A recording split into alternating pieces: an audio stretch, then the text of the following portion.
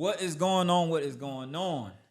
Welcome to another episode of Shark Talk, where we sit down with sharks, as sharks, and bring you in on the conversation. So today, we got a real special guest, man. This is super special. If you know, you know. If you don't, you about to know. Facts.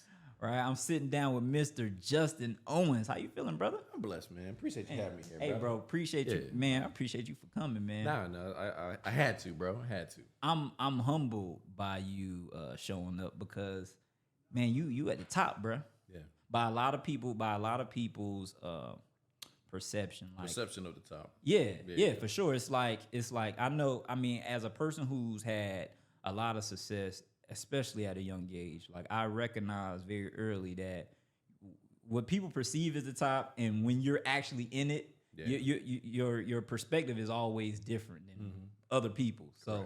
So for you to be where you are, and still humble enough to bless me with your presence, I appreciate you, sure, brother. Bro.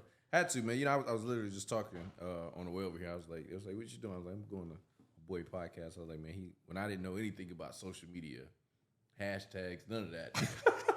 I said he helped me understand what it was. I worked, and so I appreciate that, bro. Genuinely, because I didn't know nothing about none of this stuff. So no, it's so crazy when you say that. Like, I saw you on stage, and we spoke about this prior in the DMs. Like, I saw you on stage, and you actually showed people, like, yo, let me tell you how jacked up I used to be, and you really showed it in real life. But sometimes I have moments when I see you posting. And looking at how captivating the content is, it's like, oh, this is good. Like this not just good. Like this is. Yeah, man, I appreciate it, bro. This is coming from a person who's at the top of their game. Yeah. And to know where you came from, it's even more exciting because it's like anything is possible. Yeah. Like if a person is starting off where they got no experience with nothing, like they. Yeah. Like I don't think people really understand what we're talking about right now. But I think what it takes is humility, because even at that time, I guess you can't change age. Right. You're younger than I am now, but it's like even at that time, it was like the humility to say, okay, I know nothing about this space, right? And it's like, okay, let me learn, right? And then also being able to take feedback, and I think a lot of people sometimes can't do that. Ooh, that's good. That's good because you was winning then. It's not like just because you didn't understand social media, you weren't successful, because you had some level of success in your own right. Yeah, but I had no success over there. Right. Yeah, and I think sometimes that's a challenge for people, is to separate success. It's like, okay, I'm a superstar over here, but over here I'm level 0. Ooh. And so like, how do I humble myself down enough to be able to receive what it is I can learn over here? And I think more people are gonna learn that probably this year. Yeah, you know what I mean? For sure. Because times are changing with just people, and I think you always have to stay humble and be willing to learn and serve. And so like I said, I appreciate you for that. No, for sure, man. I'm just happy to be able to provide value. I think that's what this podcast is about. The reason why I'm ecstatic to have people on like yourself, because that's all I want to do is provide value. As a matter of fact, these past few years, I've been working on myself and making sure that I was winning. But even with that, it's like, unless I'm providing other people value, I don't feel right when I go to sleep. It's like success don't hit the same. Yeah. Especially when at a certain point, my success was directly connected to other people's success. Correct. So when you get spoiled by helping other people win and having that feeling, it's hard to be celebratory when it comes to just your own victories. It doesn't feel the same. So to be able to serve you in any way at now, then, whenever, like that's really my life purpose. Yeah, no, I appreciate that, bro. It's genuine, man. Like anybody that watches you, is like, I think it's important to understand that, because anytime people talk about like, oh, let me give value away for free, well, it's not really free. No. You know what I mean? Like, value's not free. Like I literally thought about it the other day, because I was like, people like, yo, you've been putting out all this stuff, man. You don't charge me. I'm like, yo, but it costs me every month. Yeah. You pay for it. You pay for it because you got to pay your videographers, you got to pay your team, you got to pay. I mean, it's so many. Even the podcast, this isn't free. No. And so sometimes people say, okay, it's free content. It is. You're giving it away for free. It's free to consume, but it's not free. It's not free to produce. Yeah. Yeah. Yeah. And it's not really it's on the front end we're putting it out for free, but it's always a value exchange. For sure. You know, so the reality is the better content I make, the more it inspires people, the more people understand, they look at me and they think to themselves, well, this person is very valuable. This person is essential. This person has helped me. The value I provided you before got me in a position to be able to call you and we having this sit down. So I truly believe that whatever you put out, that's what you get back. Absolutely. So even though we're putting it out for free, like the universe, it conspires in our favor to return the favor. So you know, I feel like it's an even exchange one way or another. Yeah, for sure. That's good stuff, man. That's good stuff. So talk to me, man. I know you've been working. You know, you got the hoodie on right now. I think that that's something I definitely want to ask you about because you know I've known you, man. Bro, I think we met when I was 19. 2013, I think. 2013? Yeah, I was about to say 19. I'm 29. Yeah. You spot on. Golly, bro, you got a good memory. I would never have remembered the year. Yeah. I was trying to think about it in regards to my age, but it's been a smooth 10 years. And in that 10 years, you've been able to accomplish a lot. Yeah. And you've been able to create a lot of powerful relationships. One relationship that I think is the one, not one relationship, but a few relationships I think is the most notable is the circle of CEOs, right? Like what you guys been able to create and establish is phenomenal. Yeah. You know, being able to collaborate on that level with every individual person already being successful. It's not common in our culture. And it's not easy. Yeah, it's not common and it's not easy. But I think we just made a decision of like, all right, we just gonna be an example of like keeping stuff together. You know what I'm saying? Because it's hard to keep 5 people together of any stature. Yeah. But when you have 5 people that are, you know, in a sense, bosses in their own worlds. Yes. That's and true. then come together. Ooh. And then it's like, okay, all right, no, we should do this. No, we should do this. And you have 5 strong voices that voice that. Right. Is powerful, but I think at the same time, it goes back to what we were talking about is being able to have the humility, and I think that's what all of us have is like, okay, when somebody really knows what they're talking about, we pull back and say, okay, cool, all right, this is my idea, but I really don't know that space like that. So you got that, right? You know what I'm saying? And I think we've just been able to operate in that way, and then at the end of the day, we're really friends. Yeah, I think that helps a lot. That helps a lot because like with friends, you can have disagreements or back and forth, and then at the end of the day you can clown each other and you keep it moving. You know what I'm saying? Right. And we've had all of those conversations, so I think that's been a lot of the reason we've been able to keep it together. That's dope. That's I think you know just behind the scenes, just watching what you guys are doing. Y'all are definitely setting an example. Like I've had conversations even where we are right now. This podcast room is an example of some of the things that y'all put together, and it's kind of like, yo, I know y'all see what they're doing. Like these guys are coming together as superstars and putting their egos aside, and nobody's the man, but everybody's the man at the same time, and they're leveraging each other's superpower. Yeah. So I mean, that's a good way to put it. Yeah. Like it's like. And I'm having this conversation with other entrepreneurs who are at the top of their game, and I was able to put some things together just by using that example in conversation and make people think like, you know what, I have been missing it because I'm winning on my own to the point to where I forgot that it could be better, it could be more, and I think a lot of people miss that. So I appreciate that, man. I appreciate what y'all all are doing, man. And for me to know you going into it, it's like that was definitely a level up decision. No, it was. And you know, I think what a lot of people is funny too is like because it was all just organic, like nothing. Was forced. It was like literally, hey, friends get together every Friday and we just brainstorm and giving ideas. Yeah, that's interesting. I was gonna ask that exact question. I was gonna ask you because how did it form? Like, did it form with what it became in mind, or did it just? It was literally. I remember to this day. I was going to meet up with Jason. And it was Jason, Marcus, Alex, Neo, and they was talking about doing a giveaway, and I had to drop something off to Jason. I was like, well, shoot, I'm about to pull up. And we started talking about this giveaway we was going to do like around the Thanksgiving time. Right. I was like, bet, let's run it. Yeah. And then we was like, hey, man, we should keep doing this more often. Let's meet on Fridays and let's have a drink and just share ideas. And then we started doing like grocery giveaways and paying off people gas at gas station for a couple hours. And then people started asking like, all right, what do y'all name yourselves?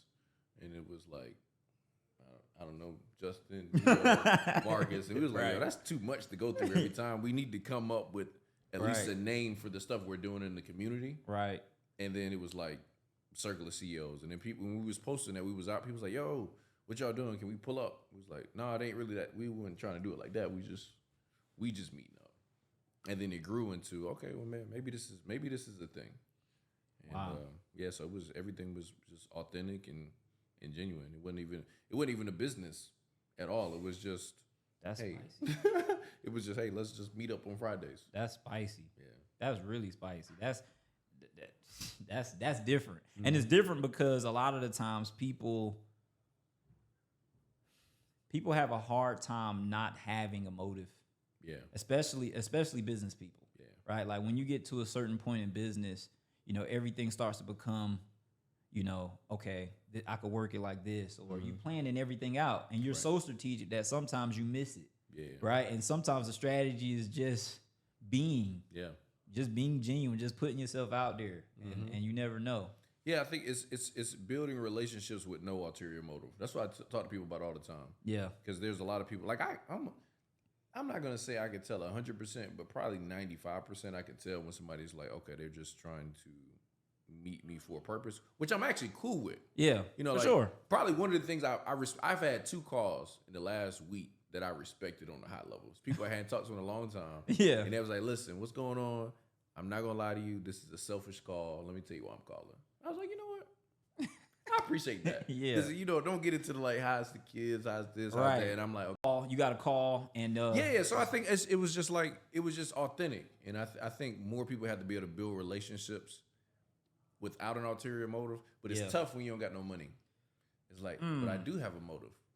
I need to make some money. I need to make a sale. You said it's tough when you don't have any money. Why do you think that? Because when you don't have any money, that's all you're thinking about is I need to get some money. And so it's like, okay, relationship building is not a short-term thing. Right. It's like I have friends that I've had for over a decade, sometimes 15 years, and people don't even know we're friends. Right. We know we're friends. Yeah. We don't post each other. We don't talk about nothing, but I can call them for anything. But it took time to be able to build that. Right. But when you don't have any money, you try to use relationships for everything. And I'm not saying everybody, but it's a trap of not having resources. Like instead of saying, okay, you know what? It's 2023. I might need a relationship or something from this person 10 years from now, 20 years from now. Right. Because guess what? There's some people that mismanage relationships 10 years ago that I would never do business with for the rest of my life. Yeah, that's true. You see what I'm saying? So it's like, okay, sometimes people do things the wrong way because they need something and it can mess them up long term. Yeah, I was just talking to a friend of mine right before this podcast, and we were talking about how money can be in the way of your purpose. Yeah. Right? Like getting money out of the way, I think for me, it was critically important before I even did this because I didn't want anything that I was doing to be so connected to money to the point to where I'm finding myself doing things that I don't really want to do, and I can only do what I want to do. Yeah, no, I agree. Right? Like I think that's the reason why this podcast exists. So to help people understand this fact. Like money is important, like critically important, but relationships is high up there as well. And if you put one above the other might suffer. Yeah, I feel like, if you got money and you lose it and you have no relationships, it's gonna be very hard for you to get it back. Ooh. But you could lose money and have solid relationships, and I believe you can get it back. Because a lot of times when you don't have any money, you don't necessarily need money. You need opportunities to make money. You need somebody to open the door. Like, I'd rather you open the door and put me in a position where I can do it for myself than just, give me some money or do this and that. That's a lot of times people think about relationships. Well, somebody, I want to do it right. So if I need something, they can give it to me. And it's like, nah, sometimes you just need somebody to say, hey, look, I can't get you to the other door, but I can put you in that room, and it's on you. Right, and right. Sometimes you just need that relationship that you've handled the right way. Yeah. Or right opportunity that comes across, and it's how you have treated people the entire time that matters. Dang, that's good, bro. Yeah.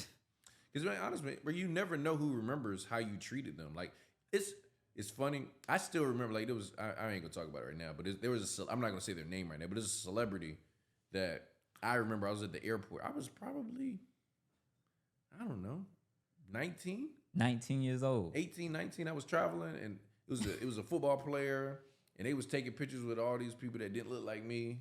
And I came up, I was nervous. I came up to him, I was like, shoot, I'm nervous. Let me say what's up. And I gave him, I said, yo, you mind if I get a picture? He's like, nah, I don't take pictures if it's not like on a real camera. It was on my phone. I was like, what? I just seen a man take. But I remember that to this day. After I had got my this is 3 years ago. I had got my Bentley, and I pulled up to Houston's. And he was standing in the front. Same like, exact person. Same person. I was like, yeah. How you doing? But it's like for me, I was like, he doesn't remember me. No, at all. At all, because I'm just another person that tried to take a picture. Yeah. But I remember that moment. Wow. And so that made me try, and I'm not perfect, but try as much as possible to say, okay, if somebody stopped me for a picture, somebody asked me for something, let me try to at least be present in those moments, because people remember, bro. Dang, that's that. You never know who you talking to. Never know, or who that person will be. Yeah, because I mean, you may be you might have them assessed correctly at that time. Correct, but tables turn over time. That's for certain. Yeah. And it's so cliche to be like, oh, don't focus on the money because you need it. And so there is a part of it where it's like, okay, I do have to get the money. And I think that's important. But what I made a decision was I'm not going to allow money to ruin relationships. Right. Yeah. I think that once you do the self work, the work on self, like it's tough. Yeah. Coming from whatever background you currently coming from, to being a person who's productive, who's healthy, who has great habits. Yeah. That was a battle for me, at least personally, right? But I understood now that I'm in the position that I'm in now, that on the other side of it, that money really is easy. It's really easy. It was me the whole time. Yeah. And you don't really realize it until you get to the other side of it, and you're able to deal with it the proper way. And then once it's dealt with, it's kind of like, I was doing all of that for this. Yeah. It's money. Making money is not hard. It's really not. What's harder is to keep it. That's a totally different thing. But to generate money is not. It's not very difficult. And again, it's one of those things when you don't have it, it's like, oh, that's easy for you to say. Yeah, it's easy for you to say now. But I remember, like, I used to be up at midnight Googling how ways to make money. I'll be on. I bought most infomercial stuff on like real estate, no money down, and just anything I could to make money, because I was literally always looking. Right. But then, like you said, you realize that there's I call it the spiritual side of success, the side of success that you can't see.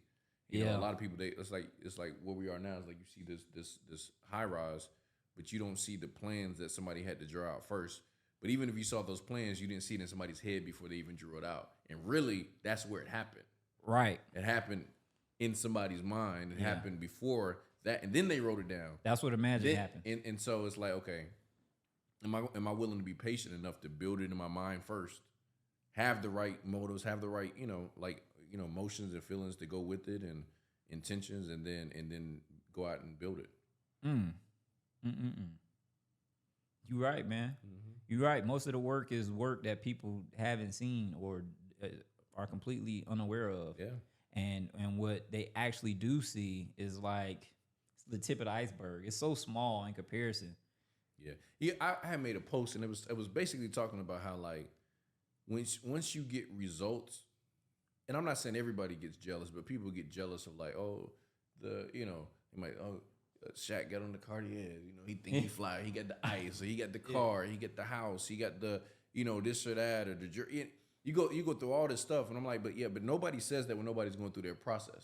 Right. Nobody says, oh, shoot, oh, you don't want to go out tonight? Nah, I'm going to read some books. Nobody's jealous of that.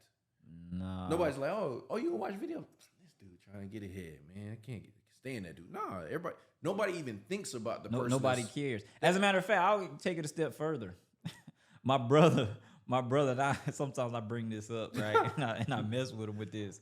But my older brother, as a matter of fact, I don't know if you know him. No, you don't. He was in the military when we were. He wasn't in North Carolina or nothing like that, was he? Yes. Okay, I think I did. That was my brother on my father's side. I got a lot of okay, siblings. Nah, not him. We did a lot of presentations. Yeah. We was running for real. A lot of families. Yeah, he was like, "Yo, that not that bad." No, but seriously. So my brother, he stay in Atlanta now, and when he first moved here, as a matter of fact, he didn't even move here. He was just visiting from military, and him and his wife was asking me, "Hey, you want to go out? You want to go out?" And I was just like, "Nah." This was like early wake up now. This predates your involvement, right? So I'm deep, bro. You know, I was dusty. Yeah. I was dusty back then, like trying to work it out. And he was like, "You want to go out?" And I'm like, "No, not at all." And it was like, "Yeah, I'm willing to go out, but I can't afford it." Like I wasn't hiding. It's my family. So his wife looks at me and she go, "What happened to all that wake up now money?" And I'm just deflated, bro. I'm just like, dang. Because it's working, but it didn't work, right? Like it's like I'm getting a couple dollars, but it's people they probably had more money than me at that particular moment. So it's like I had to eat that, right? So so to turn that into my life now, because I'm not even going to talk about my success at Wake Up Now's peak, because even then it was kind of like, that's crazy. I'm winning in comparison to a lot of people, but it's all relative, right? It's all about perspective. But now it's like that same brother worked for me for a year. He don't work for me now, but he used to work for me for a year. And we kind of talk about that. Well, we talked about that, and it was just like, bro, I was ignorant. Yeah, and because people don't know, man. It's like people understand what they understand. Like, meaning, I don't know. How long were you at Wake Up Now at that time? Probably like 6 months, maybe. Yeah, see, so if you were in college for 6 months and you were going for a 4-year degree, she wouldn't have said that. For sure. Because people understand that. It's like if you were going to school to get your business degree, or it's like, she wouldn't have been like, "Oh, you haven't, the business degree's not paying off yet." Like, no, I've been here 6 months. Why would it pay off? Yeah, that sounds ridiculous. Yeah, it sounds dumb, but when people put it in the business world, because people feel like it should happen fast, even though people are afraid of stuff that doesn't happen fast. Like, they're afraid because it might happen fast. Like, oh, this might be a scam. But in their mind, it's like, oh, well, I thought this thing was working out so well. Well, it is working, but I just started 6 months ago. In fact, there's not one business that I've had that has just taken off from day one. All of them they've taken some type of work. Right. Or even if they took off to a certain level, it didn't take off to the level I wanted to from day one. I'll put it like that. Yeah, and it's like, because people don't understand entrepreneurship, they'll say stuff like that. Man, when it's and I think that's the trap of when you get in entrepreneurship, is that if you don't understand that, it'll throw you off. Yeah, because it's like, and I what helped me, Shaqq, was really I just started. I didn't go to college, so I treated entrepreneurship like college. Man, it was like, okay, I'm going to get my doctorate. So for me to be on the highest level, it's going to be 12 years. You go to school to be a doctor for 8 to 12 years. When do you make money? People got to figure it out until they're 30. But I mean, think about it. You get in college, you start college when you're 18. You're talking about 8 years is 26 up to 12. You're talking about to 30. Right. So from 26 to 30, you got to figure it out. And then once you get to 30, now you can start making money. Right. So, but if people look at entrepreneurship like that, like, okay, I might have to struggle for 8 to 12 years. Wow. But when I get my degree, now I can go out here and I can operate at a high level and make a lot of money. Man, when I was putting together, just to piggyback what you're saying, when I was putting together the list of people whom I wanted to talk to and share value with to my audience, I started thinking like, man, I know some really, really, really dope entrepreneurs. Mm-hmm. And a lot of those relationships aren't from them being who they are right now. Correct. It's like most of them were just like regular people. Yeah. Like every day, hey, what's up, man? Mm-hmm. What's up, man? It's like, whatever. Mm-hmm. It's good to know you or not, mm-hmm. right? And just to think about how much everybody's grown that just stuck to the process. Mm-hmm. And who they became, it's like, wait a minute. Oh, I know this guy. I know this guy. It's like, you know this guy? Mm-hmm. I'm running the list down to people, and they're like, you know them? Mm-hmm. I'm like, know them? Like, this dude probably asked me for something crazy. Like, I jump in the DMs between me and this person, and we're talking like, they're nobodies because that's where we met. Yeah. Like I'm nobody to you, you nobody to me, and it's not like I don't think high of your success. Correct. But we know each other so well. Yeah. It's crazy because you're right. That process is everything. And I think that a lot of people sleep on it. The process is where the success is made. The success, the end result is irrelevant, in my opinion. Yeah. The process is where I think it determines if you deserve it. That's exactly right. Because it's either going to promote you or expose you, I think, all the time, or put you in a different environment of where you need to be. Because like sometimes the process of stuff is like, yo, I ain't made for this at all. You know what I mean? Like I remember I used to do door-to-door sales. I was selling alarm systems, and I was like, okay, I'm good at sales, but this is not. I'm 6'5", black man, right? Going to people's houses, knocking on the door. Y'all need some protection. Like, yes, we do. We need it now, bro. I remember it's so stupid. My god! Matter of fact, I was in Gwinnett County. I was selling door-to-door. That was the only time I was arrested. I remember we was knocking door-to-door. No, listen. This story got extreme fast. No, I'm listening. Go ahead. But listen, because all right, so in sales, at least when I was selling, you would have this thing that you have this little tracker, and the whole system was you make 3 loops. So you come once in the morning, come once in the afternoon, come once at night. And how you would know if somebody was home or not, you keep notes of like, okay, I went by this address, car was home, red car was there, but nobody answered. So if you come back in the afternoon and there's a red car and a green car, you're like, oh, okay. Somebody's there. Home.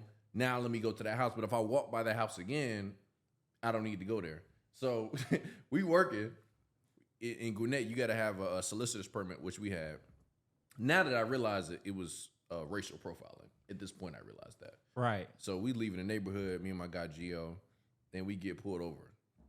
The guy's like, hey, you guys have your permit? He was like, yeah, here we go. Gave him the permit. And then he called Gio out the car. He's like, yo, we need you to get out the car. And then he started asking me about the sheet. He was like, so what were you guys doing? I was like, yo, we was selling security systems. We got all this kind of stuff.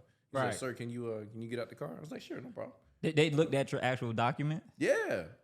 Look, that's a and then lot. He's like, step out the car. I was like, cool, no problem. Okay, hey, what's going on? Sir, could you put your hands behind your back? Yeah, no problem. What's going on? before I know it, I'm getting arrested. I'm like, yo, what? He's like, sir, you got the right to remain silent. Like, what? Now, and I stayed in the holding cell. Like I didn't. Oh my god! Like I didn't get fingerprinted or nothing. But the crazy part was like, I remember we went. They even made a news segment about it. It's like these guys were in Gwinnett County. I was like, yo, this is the. I gotta find this clip. I look for it. I literally, because I've looked for it because I'm trying to I was like, this is a really good story. Yeah. But it was like, I was like, dang, okay. I was like, I'm good at this, but that is not my thing. Because wow. Like you got a Hispanic guy and a black guy going around the neighborhood talking about, security system. Which, in retrospect, I could see how it could be perceived as something different. But it's like, when the time changed, 6 o'clock is dark, and I'm over here knocking at people's door like, hey guys, I was like, nah. I don't want to do that. I tried life insurance. I was like, that was cool, but I was tired of people running away from me. You know what I'm saying? Because, people, they don't like to talk about death. You know what I'm saying? Like, right. Like, the closes was so disrespectful. Bro. I remember, let's say you was at it, it's like you and your wife there, and you're like, nah, it's too much. I'm like, nah, I understand. Man, that's a nice phone there, man. How much is that phone? Wow, man, that's the iPhone 14. Yeah, that's it. Okay. How much is that a month? I'm like, 121. Okay. All right, guys, I'm gonna get out of here. But I got one more question for you, man. So you telling me you can spend $120 a month for your cell phone? Yeah. But you can't spend $80 a month to protect your wife just in case something happens to you? Man, want to look at her. He ready to beat you there. I was like, yo, I do not want to sell like this. You know what I'm saying? So yo, you got to go to the gym to sell life insurance. And granted, there's probably some better ways to close it down. Yeah, no, for sure. But I was like, yo, but again, being young, yeah, black people wasn't talking to me about their finances. They didn't want to tell you, because black people don't want to tell you they broke. They rather. It's like if I'm gonna go get my credit fixed, I want to get my credit fixed by a neutral party. I'm not hiring my boy. I don't want you to know I jacked it by you.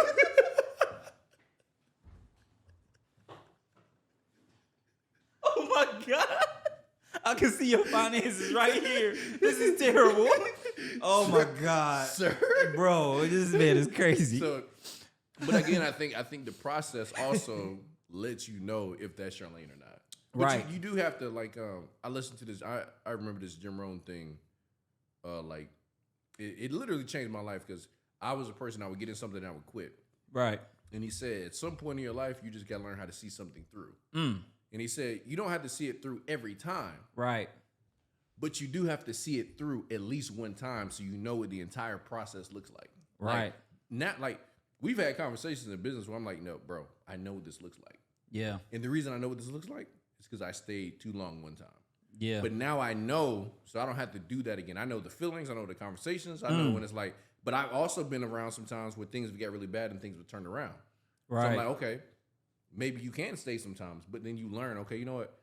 This is one of those times where it's best for me to move out. You got to kiss some frogs. Yeah, yeah. Like people do it in dating if they're smart, right? People do it in dating. They date and they realize, okay, I don't like this. I don't like, but you got to do it in business as well. Correct. Because even if it doesn't work out, you got the experience and the next time it comes around, you know exactly how to deal with it and deal with it quicker. Correct. Yeah, I call it transferable skills. And entrepreneurship is nothing that's like wasted time. It's like, because in this business, in business as a whole, there's so many skills that are transferable. That's good. So it's like, okay, even now you have your credit business.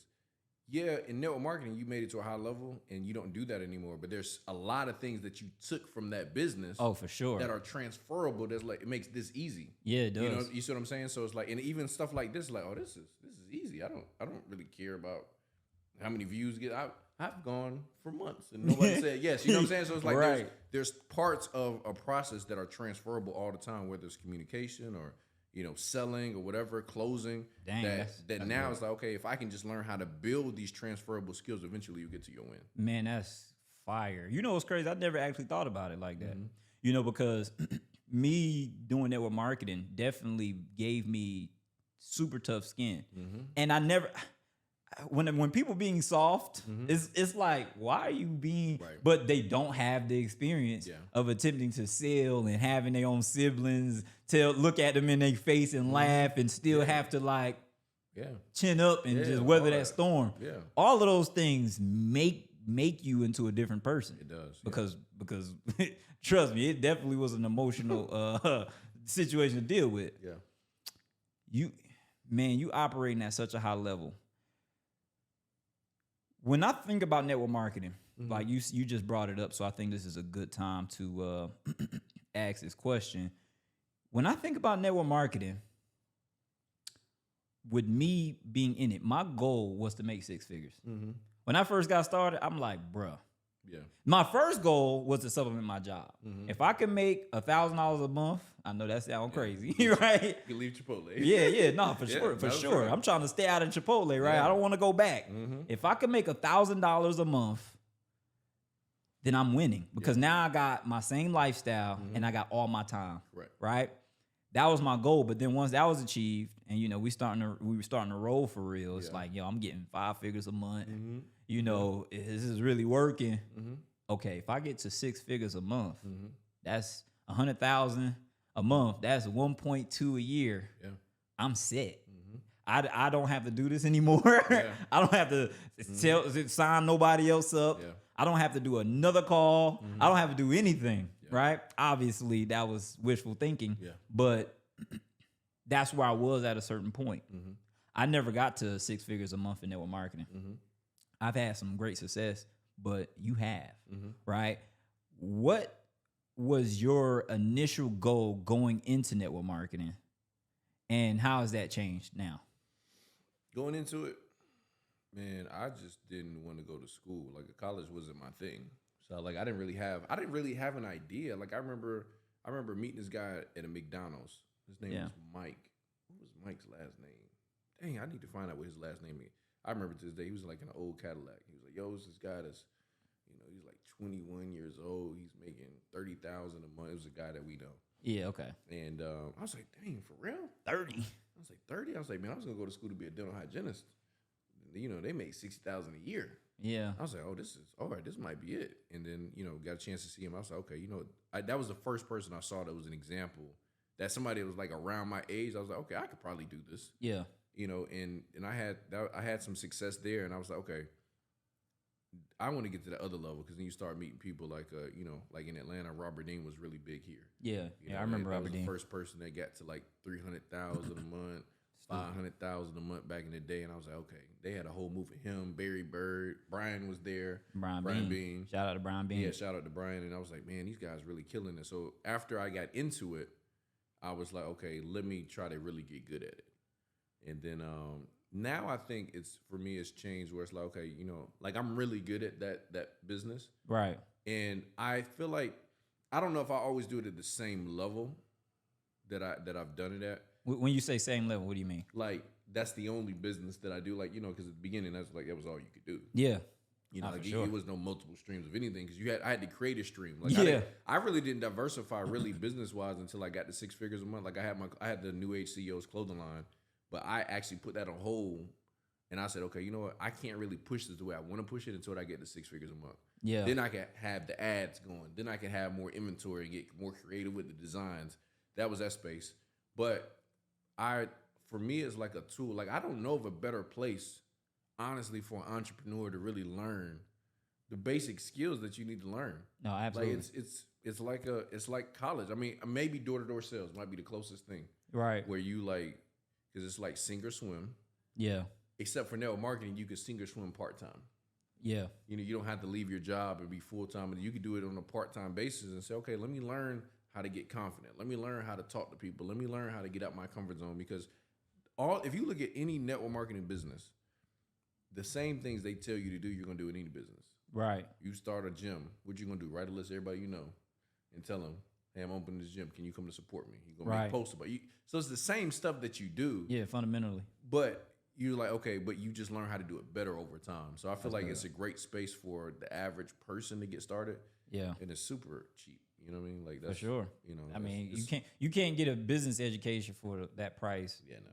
Anywhere else. And a lot of friends that I know that do well now, it's funny. They did network marketing at some point, some shape, form, or fashion. Even if they didn't have success in it. They did. They signed up. Yeah, exactly. They signed up and they went to an event or they met a person and they listened to the personal development. They basically went through the education process. I've noticed that too. Yeah, it puts you, because what it does is it just puts you in an environment where you say, we go from a world where you're like, okay, that's not possible. Which it may be a little bit different today because you have social media. Yeah. When I was a kid, I didn't see nobody. Like there was nobody that was visible other than celebrities, and athletes, rappers. The social media thing a lot of the time is an illusion anyway. But keep going. I didn't mean to cut you off. No, it is. But like to see people that you know, like okay, dang and then when you start having people that you teach, their life changes. That was really like the transforming point for me when you start.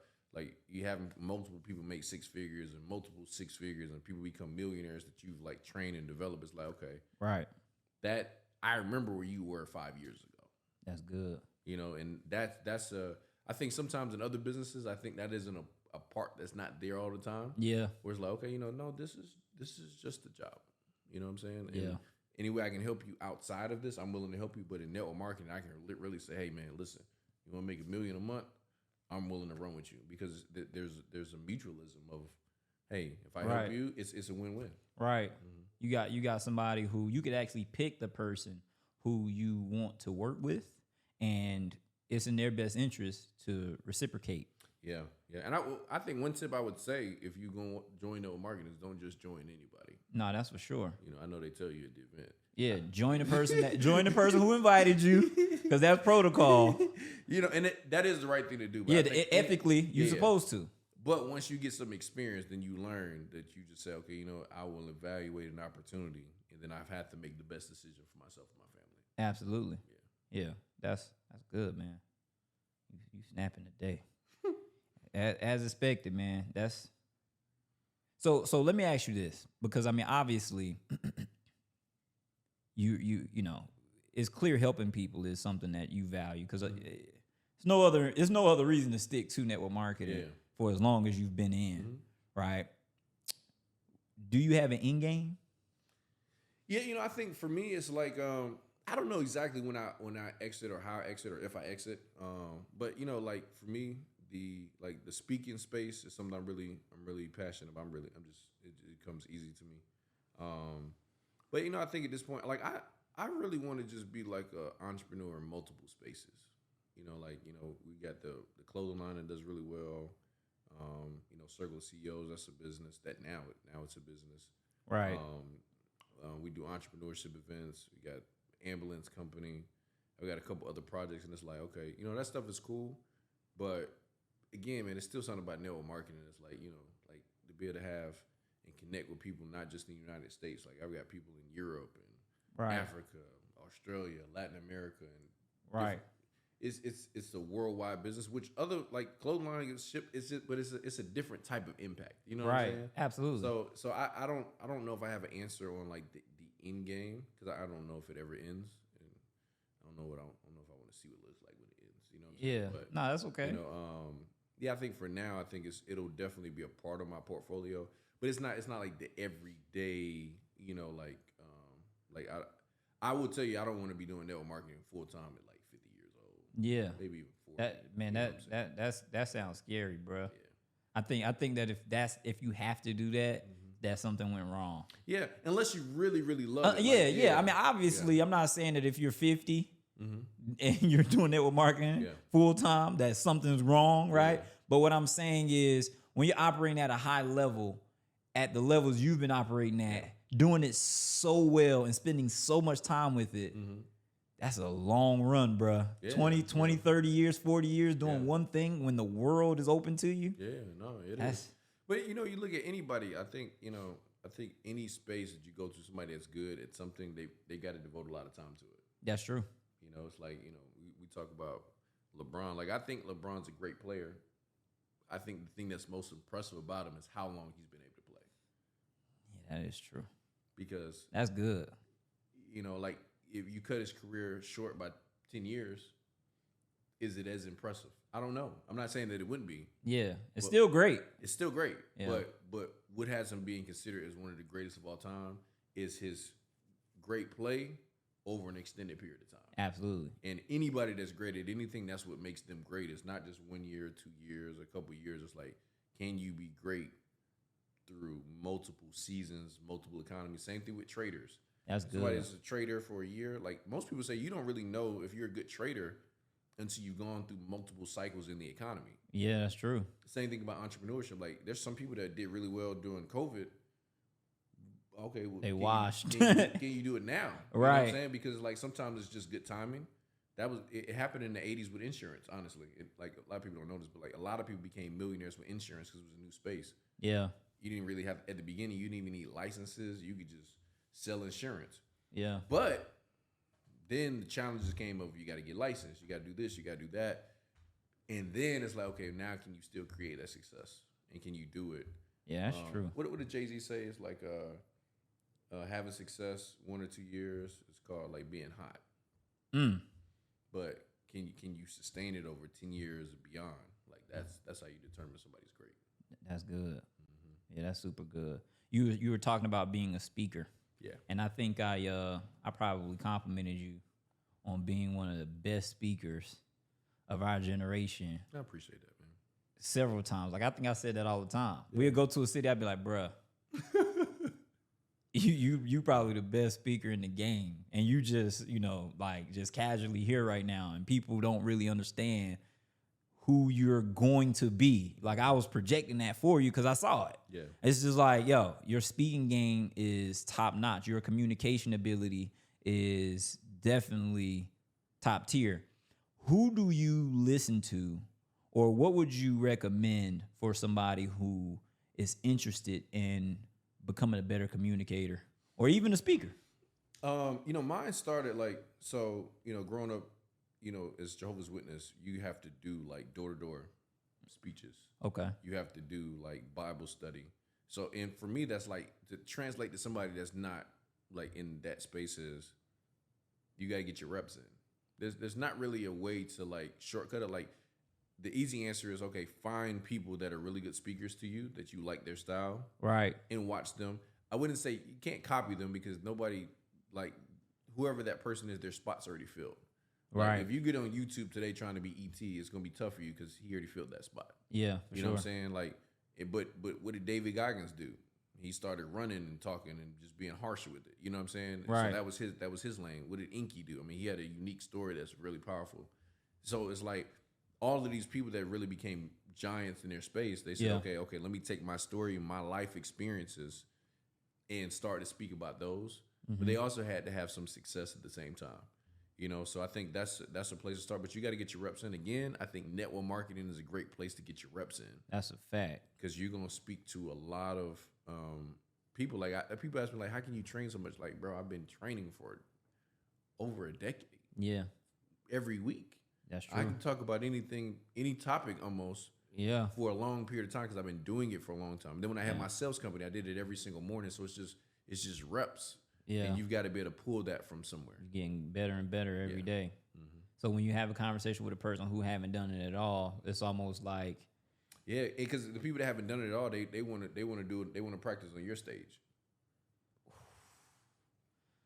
Boy, this man going crazy today. Nah, it's like people like, yo, hey man, next time you got an event, man, let me speak there. I'm like, okay, bro, where have you spoken at before? No, that's just my first time. So you want to practice on these people? You want to practice on? No, yeah. You can't practice on these people. You go. This the NBA Finals, my boy. This the Super Bowl. Yeah, no. You got to go play in the Pee Wee League first. The only people get to do that is the little white kids that get to shoot the little free throws. You know what I'm saying? Yeah. That's the only way you get on that stage. But no, Yeah. not in not in this space. Not in really in space in business. There's not. I don't know of a shortcut like that. I think they do exist once you get into ownership. You know, because like I do realize, like, you know, and I was joking about the little, you know, the white kid or whatever, but I'm not at the same time because there's opportunities that come as you do become better. Right. You know, like it's not an accident that those kids get in those situations. Why? Yeah. Their parents did because something. Their parents bought the box. They done something. To They put their kid in that equity in the situation. team. They've It's done something to get in that position. for sure. And I feel like, you know, like even now, like I look back, there's friends of mine that, you know, they did go to college to be an accountant or whatever, but it's because it was to work in a company for the, you know, hey, we need an accountant. Okay, so you go be an accountant and you go work for the family company. You know what I'm saying? And I'm not saying that's everybody's situation, but there are some situations that you can't, there are shortcuts. Right. But it's only on the side of ownership, in my opinion, where once you own something, it's almost like passed down automatically if you're good at it or you're not. Like, you know, what did the buses do? You know, Jeannie and her brother. How do you own the Lakers now? Well, it's really your dad. You just happened to die and you were the next in line. So now you're owners of the Lakers. And so I don't knock it. I think that was a shortcut. Right. But somebody had to go through it first. Right. To open it up. And I think that's good. I think as an entrepreneur, I think the tough question to answer is, am I willing to start something that I may not see the benefits for? Mm. And I think that's the question that everybody has to answer, because there's some people they get to see the end result. Right. But there's some people they start the shift, but they don't get a chance to see the total shift. And you know, you never know which one you are. Ooh, that's good right there. That almost sounds like I might butcher this. Is it Moses' story? Is he the one who didn't get to see the promised land? Yeah. Perfect example. Yeah. Yeah. So he did all of that. Yeah. And he didn't even reap the benefits. He didn't. But there's a lot of generations that are grateful that he did. Yeah, exactly. You know? That's what it's about. That's what it's about. I think that's what entrepreneurship is really truly about. Mm-hmm. It's about creating something from nothing and giving somebody else the ability to take advantage of what you did, right? Like at whatever phase, because you know, life is this thing we don't know how it's going to end. We don't know. Like I asked you for your end game, and it's fine that you don't know, right? Yeah. Like sometimes you just don't know, right? But that doesn't mean you shouldn't start. Yeah. I think starting the hardest part for a lot of people. I know for me, I ain't have a choice. It's like either do this or don't. Or do this, or, you know, basically, in my opinion, it felt like dying. Yeah. Right? Because when you start to get enough information, then it's only one thing to do. Yeah. Or at least for me, it was. Man, that's good though, man. That's really good. That's really good. So back in the day, man, we were business partners in this company, man. And It didn't go. It didn't all end well. It did, at least not for me. But I like to expose this type of stuff on my platform because I think a lot of the time, a lot of people highlight a lot of their successes, and because I'm past it, because I'm at a point of success in my own opinion, right? I feel like everything that has happened to me before this point, I needed that in order to be me now. Yeah. Because without it, Yeah. I'm just not quite the same person, right? Like I gained a lot from that endeavor, right? But it ended in a very I don't really know how to word it. It was very it was unique.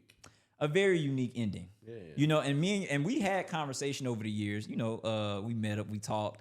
Me and Shaqq was crying at Yo, you gonna cut to the chase? What you was about to say? Go ahead. That restaurant. R. Thomas. I'll never forget. I said, you can't keep going.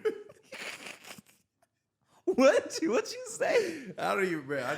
I love It was emotional, man. emotional, Bruh, you know what's so crazy? I was in such a whirlwind, and I don't know if I told you this before, bro, but that was a hard moment for me.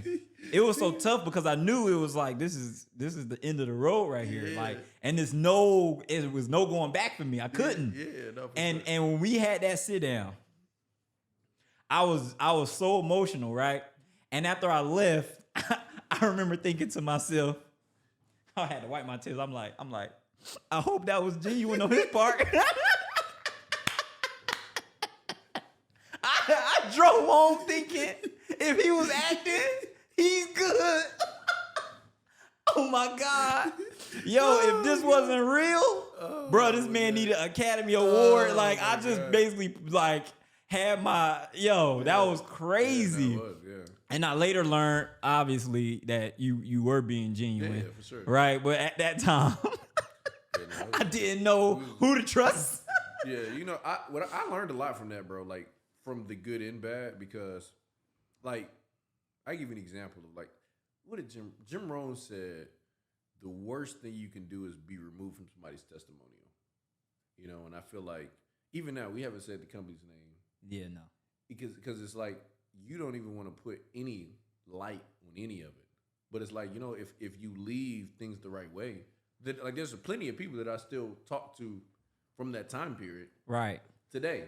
Yeah. That I've impacted, you've impacted, we have relationships, and it's like, dang, okay, Justin, you have to be careful, because if you don't treat people right on their exit, then they'll remove you from their story, which to me is more hurtful, because it's like, dang, okay, I did actually help this person with some type of skill. Yeah, some stuff. You know, like, and that's valid. Like, yo, you know, I actually didn't learn a Oh, lot of stuff. Bro, a lot. I learned a ton, but, yo, no.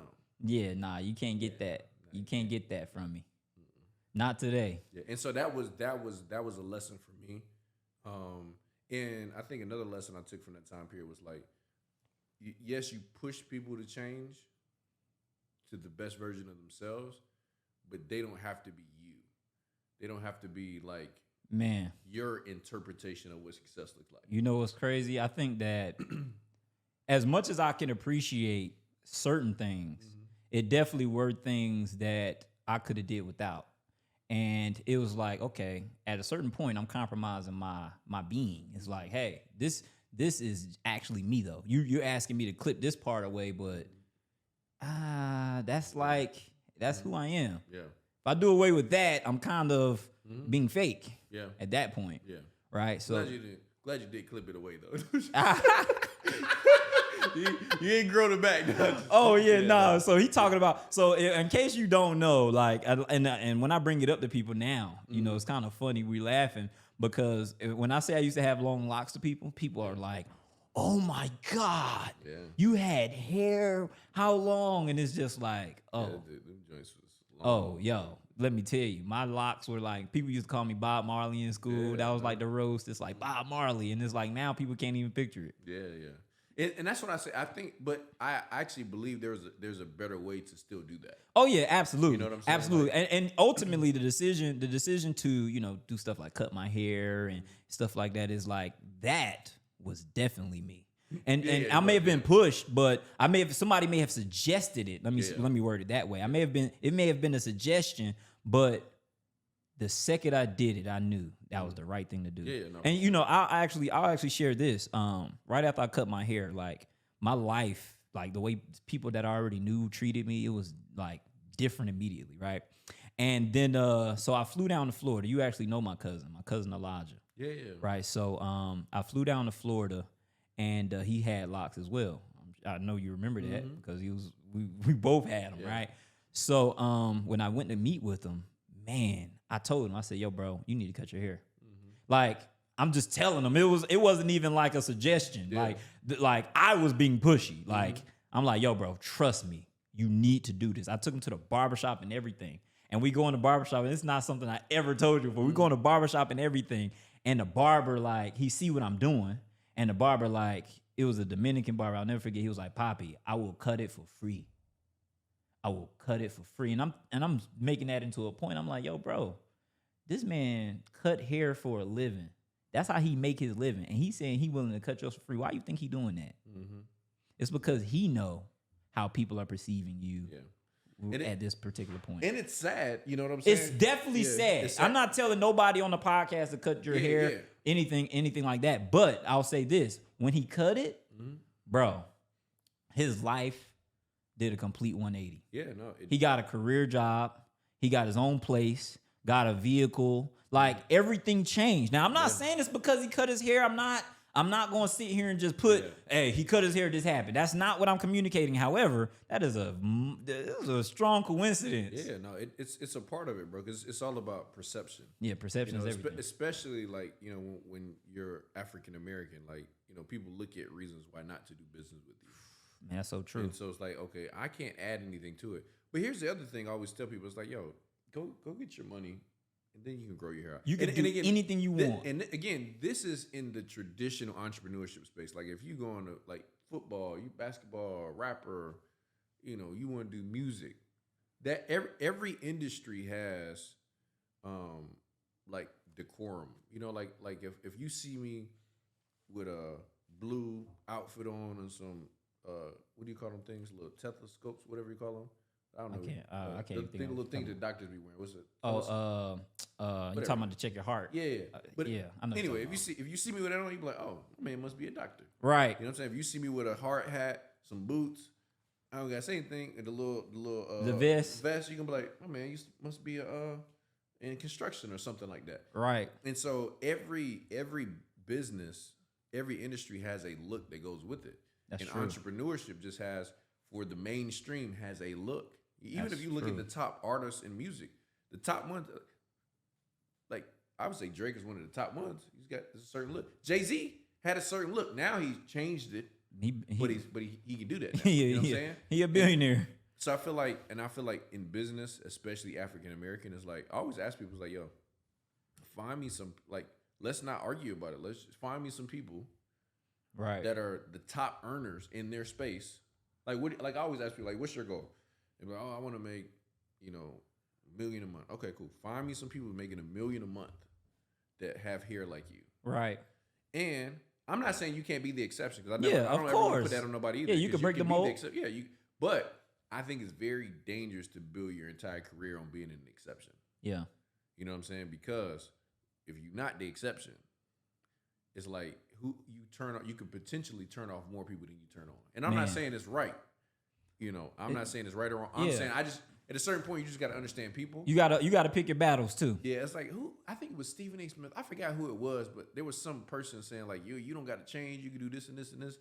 And he was like, you can't tell nobody in the draft not to do that because they're not in the game yet. Like, there's a reason why at the draft, like, all them dudes, they be wearing suits and like, there's a certain look of like, yo, they came to do business. They came to do business. You know what I'm saying? And so it's like, if you want to step away from that, you can. But then here's the other side. You have the right to do exactly what you want to do, but you also have to understand other people have a right too.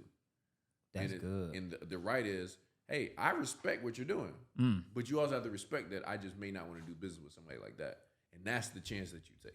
That's interesting. Yeah. I think people ask me now, like, oh, I see your hair, like, why did you cut it? And my answer is always like, because now I feel like I look.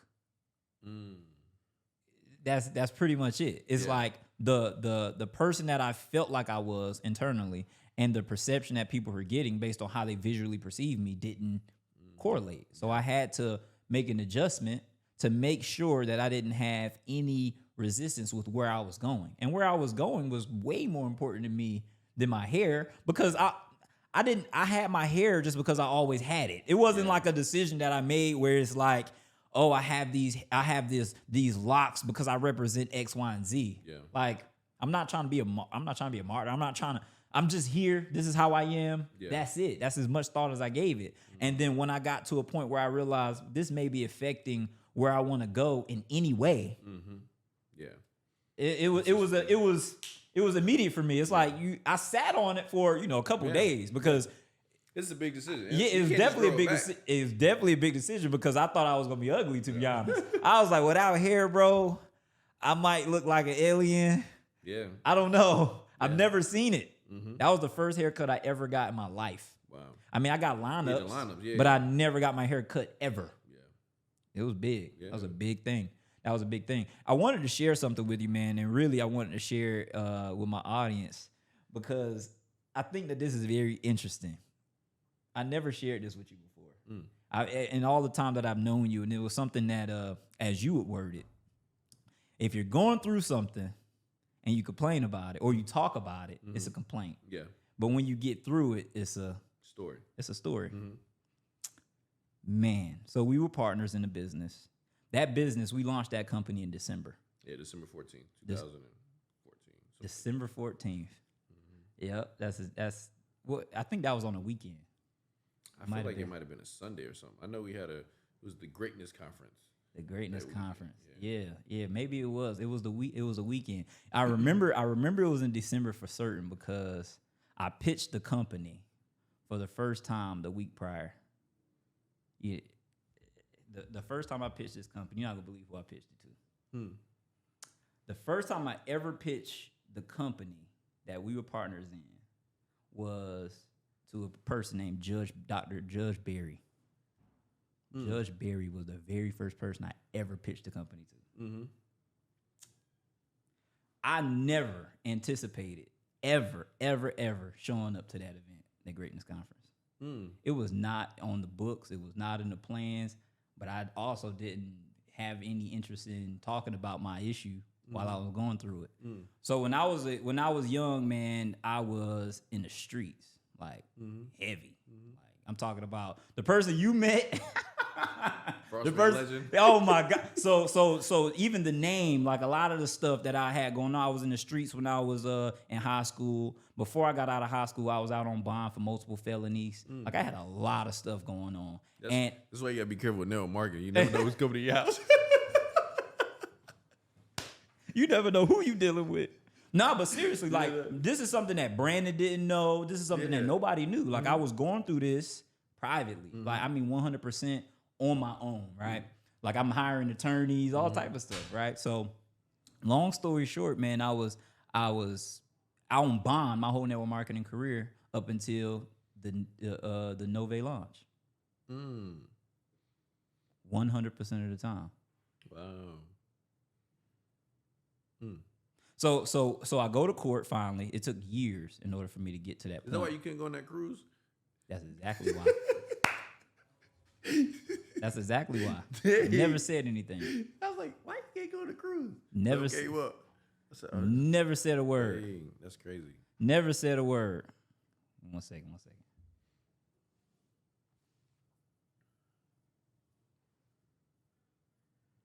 It's my next guess right there. But never said a word to anybody. So I pitched the company and I actually agreed to do time. I agreed to it because I was like, I'm not about to fight. I'm not about to do all of that. Like, it's too much. So I'm going to go ahead and take what they offer and whatever the case. And I went to court, ready to turn myself in, right? You talk about you went to jail. Yeah. So I'm turning myself in. And this all happened when I was, before I graduated high school. But, not the situation I'm talking about now, but what I was there for. So I'm turning myself in, and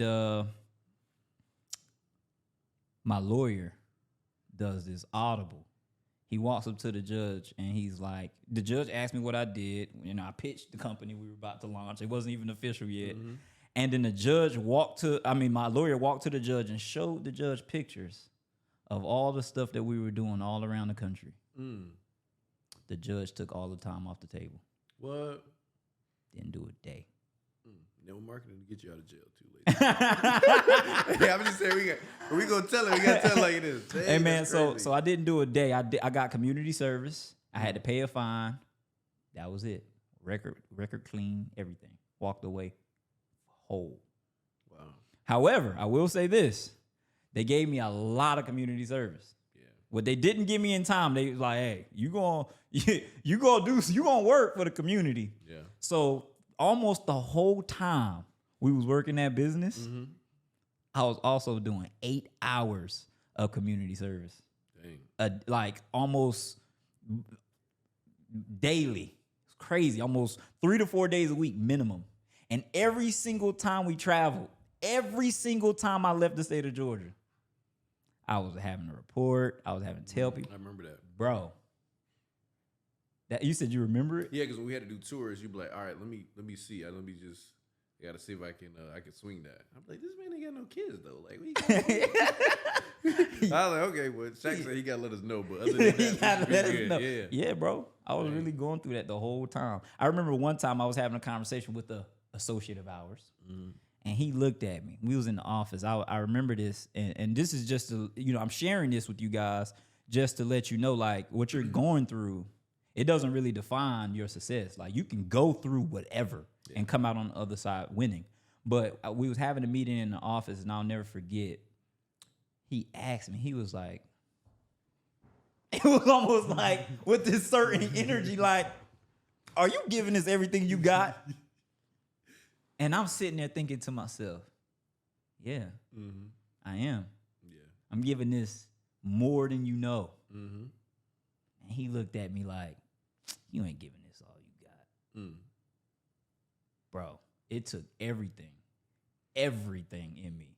It's like, this. If you rethink about all the scenarios and situations and add this on top of it, you can kind of understand, like, my state of mind is like, I've never... You know how Brandon found out about the story I'm telling you about right now? Oh. It's so crazy. I go over to his house one day. This is random. Just a random day I pop up to his house. And I'm standing beside him.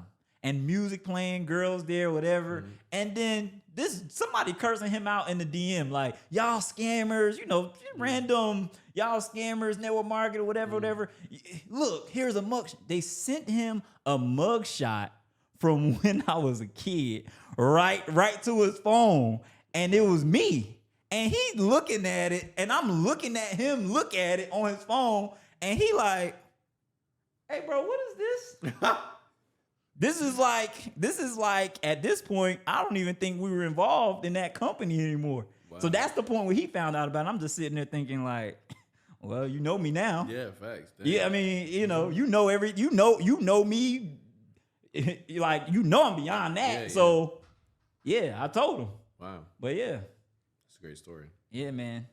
It's you never know what somebody going through, man. Yeah, that's a fact. Yeah, and that's why I say, man, I think I've learned to be like way more sensitive to just like how people feel, because like there's some parts of business where it's like it is a grind, and you do have to be mentally tough. Yeah. But like I've probably over the last 2 years I've been more sensitive to like mental health. Yeah. Honestly, there was a time in my life where I was just like, oh, okay, mental health is just like, you just got to learn how to think positive. Right. But I realized that, man, it's like really a thing, and you can't minimize it because people really be going through more than what you know.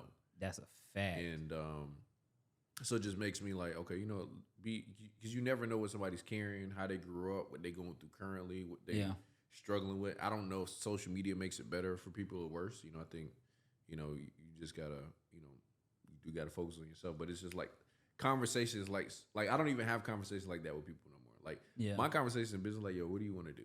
How can I help you get it done? Right. I want to do this. Okay, cool. If that's your goal, then I can help you do this. If that's not your goal, we can change that. Like, I don't even do the like, you know, I've had them talk like, oh, if y'all don't want to do it, I'll do it by myself. Like, no, it's just not effective. Yeah, no, it's not. It's not.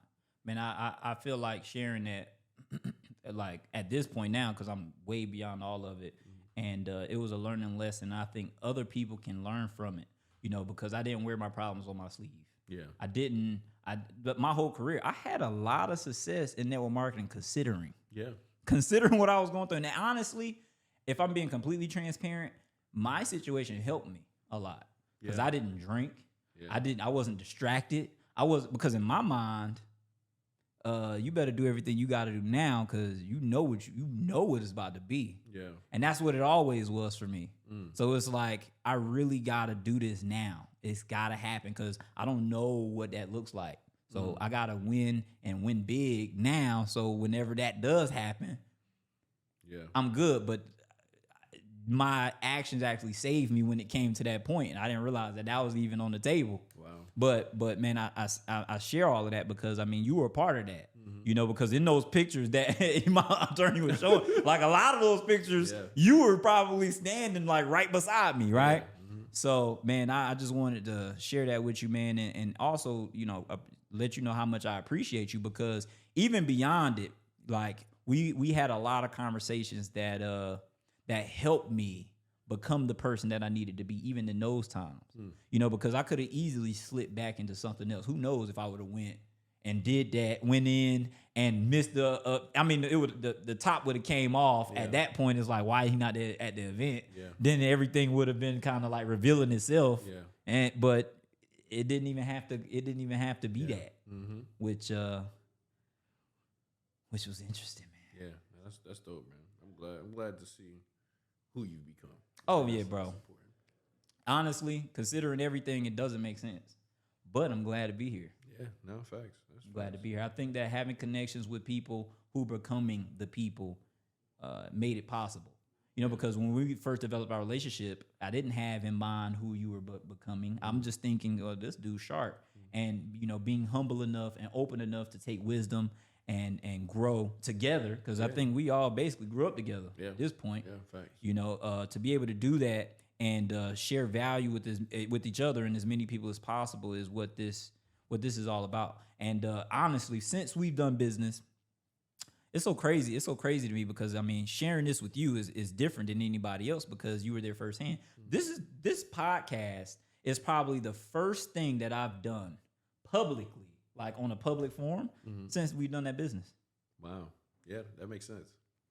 I mean, after it was just kind of like... Yeah, because stuff you put on out is just like your life. Yeah, I might tell people like, hey, you know, this could help you because I got the value in me. Correct. And it's in me to share. But for the most part, this would be the first time, man. Yeah. So I appreciate you being a part of it. Yeah, no, you were my first YouTube video, I believe. Yeah, yo, that's great. You said I was. Oh, we were both in it. Remember when we did like the Guess What I Found Out video? Bro, that video went crazy viral though. We put that on the YouTube page and we was having like 20, 30, 40,000 views before YouTube was like a cool thing to do. Yeah, that's crazy. You popping now, bro. Yeah, we working on it, bro. Hey man, I love to see it, bro. I love to see it. Like I appreciate you for coming out, man. You know, I hope my hope is anybody watching this that you first of all follow Justin. Make sure you share how people can connect with you. Yeah, Instagram is a New Age CEO. My website is justinmowens.com, and I think that's about all I'm gonna give y'all. No, and then YouTube is the Run the Play Show. Run the Play Show, man. Make sure y'all subscribe. Make sure y'all follow. Like, you won't be disappointed. Justin is definitely somebody whom, man, you helped me push through a lot of stuff, man. Whether you knew it or not, some of the stuff you wasn't even aware of, but I promise you, man, this like the wisdom that you carried even then was definitely next level, and it still is. So with that being said, I appreciate you, my brother. Appreciate you too, and man. I know your mom is proud. You know, oh yeah, man. I'm about to build my mama house, man. Yeah, I'm about to build my mama house. Like, man. Yeah, man. That's one of the best feelings is taking care of your parents' house, bro. Man, it's definitely a good feeling. Yeah. It's definitely a good feeling. Getting to this point is sometimes it feels surreal a little bit. Yeah. Because it's like, hey, this is real. This is real life. He deserve it though, bro. It ain't easy. You know, so when you get there, man, you gotta enjoy it, celebrate it, and I celebrate you, man. I'm excited for you, excited for this, be a part of it, and see, you know, how big it grows. I know it's gonna be great. Oh yeah, man. We going in. So make sure you guys like, subscribe, comment, and yeah, that's another episode. We are out. Right. Good stuff, bro. That was a good joint right there. Yeah, man. I think sharing that with you on camera was definitely. People gonna be like, wait, what?